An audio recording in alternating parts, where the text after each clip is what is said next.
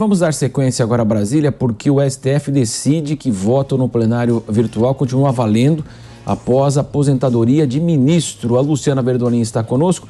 Luciana, essa questão foi apresentada justamente por Alexandre de Moraes. Muito bom dia, Luciana.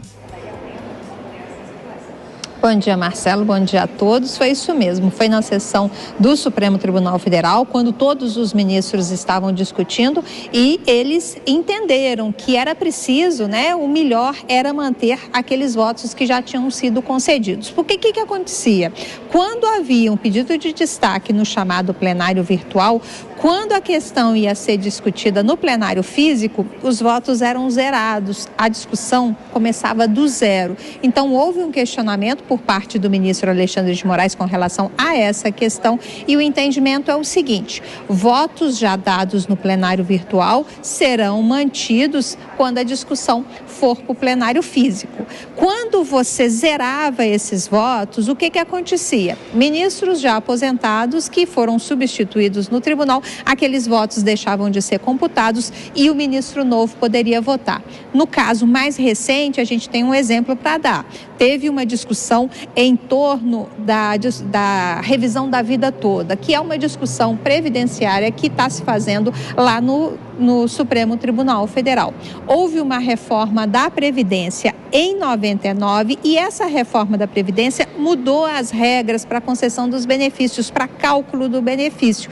E existe agora um questionamento exatamente com relação a essas mudanças. No plenário virtual, onde a questão estava sendo discutida, todos os ministros já haviam votado. Mesmo assim, o ministro Nunes Marques pediu destaque, pediu um pedido de suspender a discussão e, tradicionalmente, essa questão seria direcionada agora ao plenário do Supremo Tribunal Federal.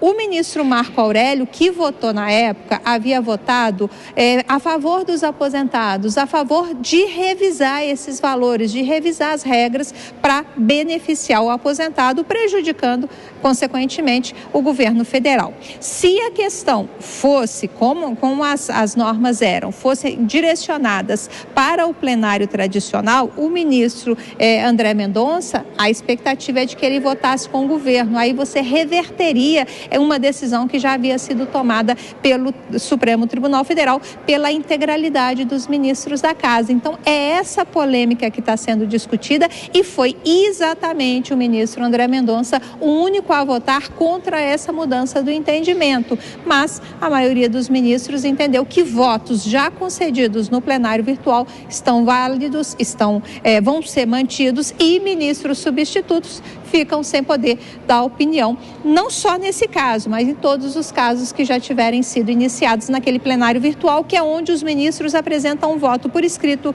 não há discussão em plenário. Luciana Verdonin, eu peço para você que aguarde, eu vou chamar o Diogo Schelp agora para analisar toda essa questão. Diogo, que impressiona, claro, é um bom senso aí, dessa decisão, mas hoje o protagonismo mesmo do Supremo Tribunal Federal no dia a dia do brasileiro, Diogo. Marcelo, isso de fato a gente tem visto muito. Também é preciso observar o seguinte: existe um protagonismo dos ministros do STF, existe muitas vezes o que é chamado de ativismo judicial em algumas questões, mas também existe uma atribuição que é do STF de garantir que o que os outros poderes fazem está dentro da Constituição. Então, regras que são aplicadas, normas, portarias, até mesmo a negligência ou a omissão do governo federal, do poder executivo, por exemplo, em relação a algumas questões, tudo isso pode ser e deve ser analisado pelo STF quando se considera que algo é inconstitucional. Então, toda vez que usa-se aquele argumento de que o STF não deixa o poder executivo atuar, tem que se observar também o seguinte: o que o poder executivo está fazendo ou quais são as regras constitucionais que o executivo não está respeitando ao tentar governar. Em relação a essa questão específica, acho que é o bom senso, porque de fato não faz sentido você ter que anular votos já dados em outra instância, que é uma instância, outros procedimentos aí que são aceitos pelo tribunal, apenas porque foi adotado aí um novo procedimento de julgamento. Inclusive, acabava se anulando aí os votos de ministros aposentados.